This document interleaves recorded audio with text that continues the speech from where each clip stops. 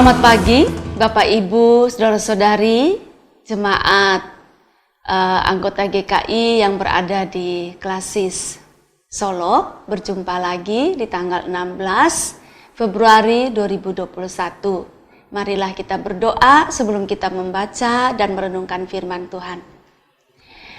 Tuhan, terima kasih hari ini kembali Engkau mempercayakan dunia ini kepada kami.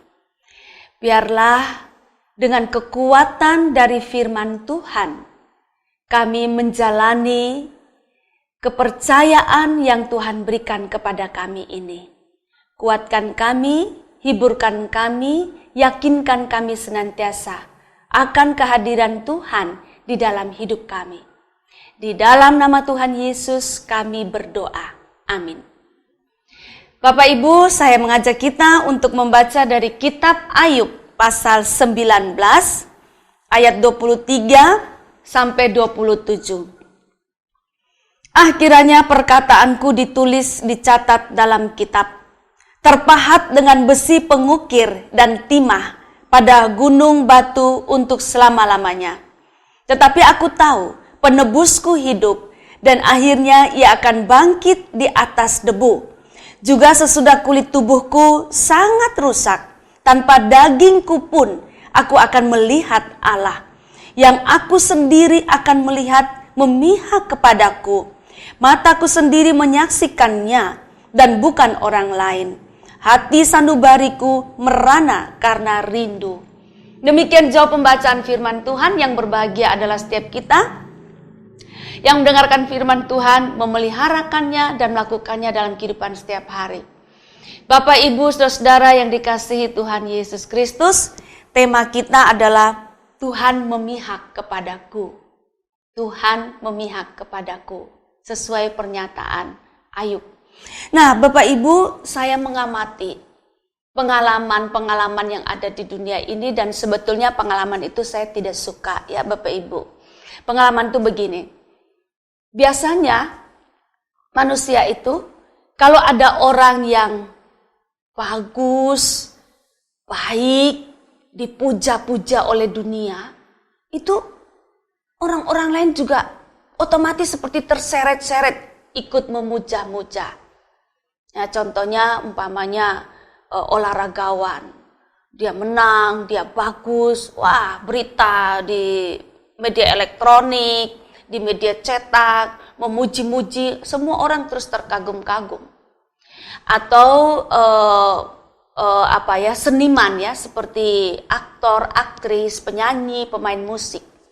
Kalau mereka bagus, dipuji-puji oleh media dan sebagainya, orang-orang juga memujinya, gitu. Atau tokoh-tokoh politik, ya, yang hebat-hebat, umpamanya yang menonjol-menonjol baik nasional maupun internasional. Dipuji-puji, orang-orang ikut puji, meski ada 1-2 juga yang gak seneng. Tetapi orang-orang yang tadinya dipuji ini, begitu dia jatuh, atau ada sedikit kesalahan dan belum tentu juga dia salah, masih dalam proses saja, itu orang-orang juga kadang-kadang sudah berubah sikap terhadapnya. Dan menurut saya ini sikap yang menurut saya tidak baik gitu. Saya tidak terlalu suka sikap model seperti ini ya. Orang bilang baik, kita bilang baik. Orang jahat, kita juga jahat. Ikut-ikut arus, tapi kita tidak punya sikap sendiri terhadap kasus-kasus itu. Ini hampir sama yang dialami oleh Ayub. Bapak, Ibu, saudara-saudara, kita sudah tahu bahwa Ayub pernah mengalami hal yang sangat buruk. Betul-betul ngenes orang seperti Ayub ini. Nah, kehilangan harta benda. Kehilangan anak-anak kandung. Kehilangan kasih sayang perhatian dari istri. Ya, sedangkan tubuhnya sendiri hancur lebur gitu ya. Nah, Bapak Ibu, di tengah-tengah situasi seperti ini, teman-teman dekat Ayub bukannya memberikan dukungan, tetapi menjudge Ayub, menghakimi Ayub. Seolah-olah kalau kalimat saya ingin mengatakan, oh, kamu tuh menderita seperti itu, kamu layak karena kamu orang berdosa. Jadi bisa dikatakan sudah terpuruk, seluruh dunia menuding, orang-orang dekat ini pun menuding, ikut menghakimi.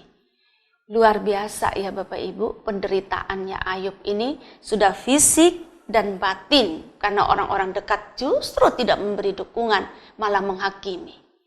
Yang menarik adalah sikap Ayub. Betul-betul sikap Ayub. Bapak Ibu, yang paling nyata dulu itu dalam ayat 26.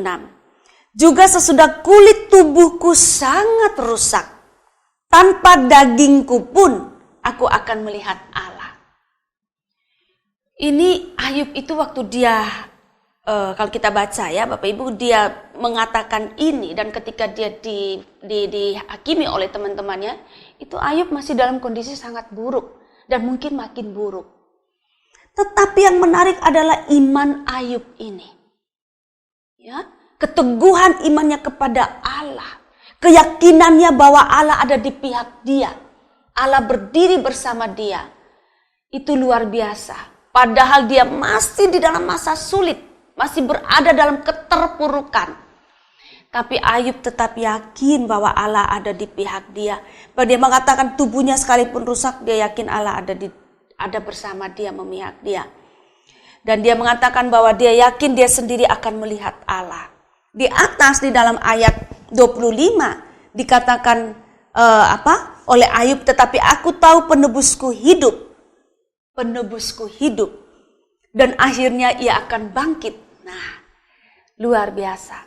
Ya, Ayub ini begitu yakin kepada Tuhan di tengah-tengah keterpurukan dia. Beda kan Bapak Ibu kalau sudah selesai dari keterpurukan, dalam kondisi sudah baik, baru orang mengatakan saya bersyukur Tuhan Allah ada. Itu sepertinya wajar Bapak Ibu.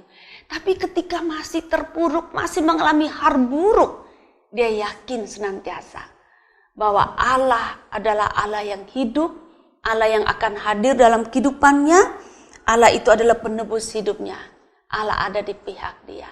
Bapak Ibu, pelajaran firman Tuhan hari ini bagi kita adalah ketika kita mengalami hal baik atau kita mengalami hal buruk, bahkan sangat buruk, jangan pernah hilang iman kita kepada Tuhan. Jangan pernah ragukan Tuhan. Tetapi seperti Ayub ini, dia tetap yakin bahwa penebusnya hidup, Tuhannya itu tetap akan ada. Dan Tuhan itu pasti ada. Tuhan itu bersama dengannya.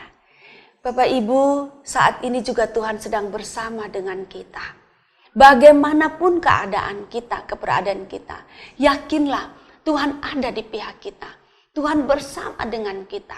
Tuhan itu adalah Allah yang hidup, yang kita kenal dalam Tuhan Yesus. Dia sedang berjuang bersama dengan kita. Penyelesaian persoalan kita itu hanya tinggal tunggu waktu. Yang penting kita tetap yakin kepada Tuhan. Tuhan menolong kita semua. Amin. Mari kita berdoa. Tuhan, terima kasih Engkau tidak pernah pergi dari kami. Engkau senantiasa ada bersama kami dan Engkau adalah penebus yang hidup, Allah yang hidup. Yang sudah mengalahkan segala sesuatu. Engkau ada bersama-sama dengan kami saat ini dan sampai kapanpun. Teguhkan itu di dalam hati batin kami. Supaya Tuhan kami dapat menatap hari ini dan hari depan. Dengan penuh keyakinan seperti yang dilakukan oleh Ayub. Terima kasih Engkau senantiasa mengingatkan kepada kami. Akan kehadiran-Mu, akan cinta-Mu, akan kuasa-Mu. Dan biarlah kami tetap beriman kepada Tuhan. Apapun badai kehidupan kami. Terima kasih, di dalam nama Tuhan Yesus Kristus kami berdoa. Amin.